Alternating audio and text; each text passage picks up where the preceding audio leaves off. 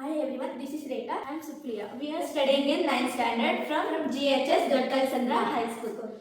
Our project name is Glucose Level Monitoring and Alerter. ನಾವು ಹಾಸ್ಪಿಟಲಿಗೆ ಹೋಗಿರ್ತೀವಲ್ಲ ಅವಾಗ ಪೇಷಂಟ್ಸ್ಗೆ ಗ್ಲೂಕೋಸ್ ಹಾಕ್ಬಿಡ್ತಾರೆ. ಆಮೇಲೆ ಅವರು ನರ್ಸು ಬೇರೆ ಕಡೆ ಹೊಟ್ಟೋಗ್ಬಿಟ್ಟಿರ್ತಾರೆ ಬೇರೆ ಕೆಲಸಕ್ಕೆ. ಅವಾಗ ಅದರಿಂದ ಪೇಷಂಟ್ಗೆ ಪ್ರಾಬ್ಲಮ್ ಆಗುತ್ತೆ ಮತ್ತು ಇನ್ಫೆಕ್ಷನ್ ಆಗುತ್ತೆ. ಆಮೇಲೆ ಅವ್ರಿಗೆ ಹೇಗೆ ಅದನ್ನು ಹ್ಯಾಂಡಲ್ ಮಾಡಬೇಕಂತ ಗೊತ್ತಾಗಲ್ಲ. ಸೊ ಅದಕ್ಕೆ ನಾವು ಈ ಪ್ರಾಬ್ಲಮ್ನ ಸೆಲೆಕ್ಟ್ ಮಾಡ್ಕೊಂಡಿದ್ದೀವಿ.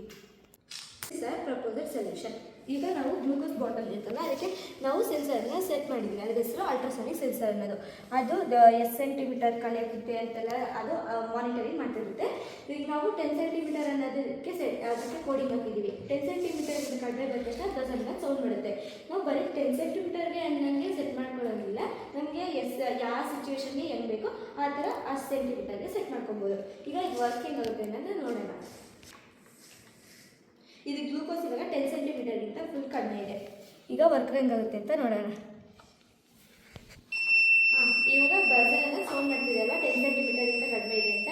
ಬಜರ್ ಸೌಂಡ್ ಮಾಡಿದಾಗ ಪಕ್ಕದಲ್ಲಿರೋ ಬೆಡ್ ಇರ್ತಲ್ವ ಅಲ್ಲಿರೋ ನರ್ಸ್ ಬಂದ್ಬಿಟ್ಟು ಅದನ್ನ ಅಟೆಂಡ್ ಮಾಡ್ಬೋದು. ಅವ್ರಿಗಾಗಿಲ್ಲ ಅಂದರೆ ರಿಸೆಪ್ಷನಿಸ್ಟ್ ಹತ್ರ ರೆಡ್ ಬಲ್ಬ್ ಅಂತ ಇಟ್ಟಿರ್ತೀವ, ಅದು ಆನ್ ಆಗುತ್ತೆ ಮತ್ತು ಅವ್ರಿಗೆ ಇನ್ಫಾರ್ಮೇಷನ್ ಆಗುತ್ತೆ, ಅವ್ರು ಕೂಡ ಅಟೆಂಡ್ ಮಾಡ್ಬೋದು.